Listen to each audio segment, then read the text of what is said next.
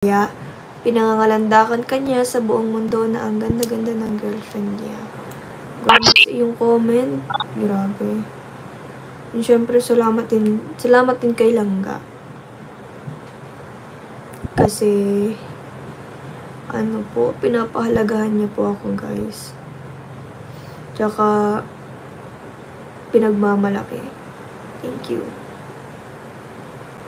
Kakaiyak. Ayoko umiyak. Oo, yung drama ni ate. Dahil,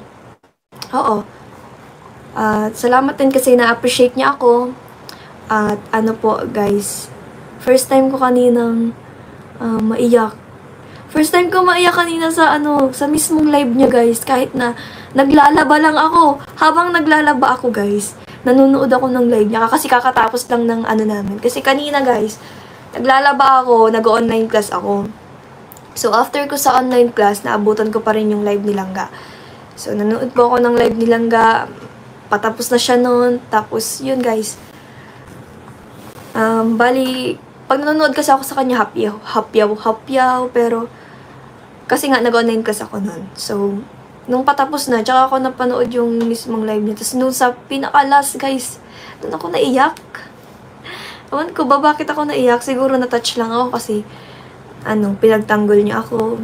Tsaka, guys, ang tawag dito, kakatuwa lang kasi, doon lang, guys, sa simpleng pagtanggol niya sa akin, super, ang sarap sa feeling. Parang yung mga nagiging issue nila sa akin is parang nawawala, napapalitan ng happiness. Tsaka, alam niyo yun, nakaka-proud, nakaka-touch. Ano pa ba? Super di ko na-expect na gagawin yun ni Langga. Kaya, salamat kay Langga kasi talagang, naglaan siya ng oras para maisama ako sa live niya na kahit na hindi naman dapat ako kasama doon. Pero salamat kasi pinagtanggol niya ako. Sa mga taong iba ang tingin sa akin, kahit na kahit ang dami kong nagawa na puro lang mali yung nakita nila sa akin. Kaya maraming salamat po sa inyo. Totoo naman po yung yung pasasalamat ko. Hindi pa rin naman po nagbabago yun, guys. Super nagpapasalamat pa rin po ako. Lalo na po sa mga taong ibinigay po sa amin ni Lord.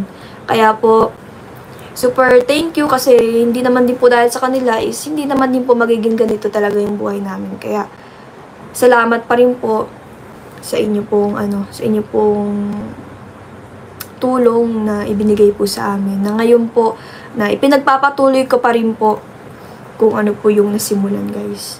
Pinagpapatuloy ko pa rin po yung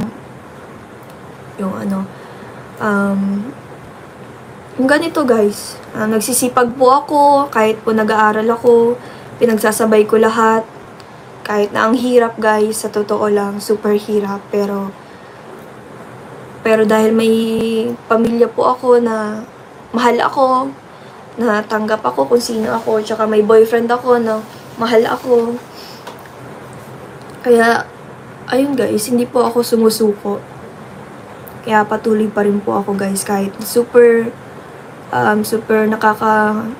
nakaka-drain na, super nakakapagod na, pero patuloy lang po. Kaya maraming salamat din po sa inyo kasi andyan kayo para i-appreciate po ako, mahalin po ako bilang tao, bilang isang anak din po ninyo, isang anak na babae, ganun. Kaya maraming salamat po sa pag-appreciate po sa akin. Thank you po.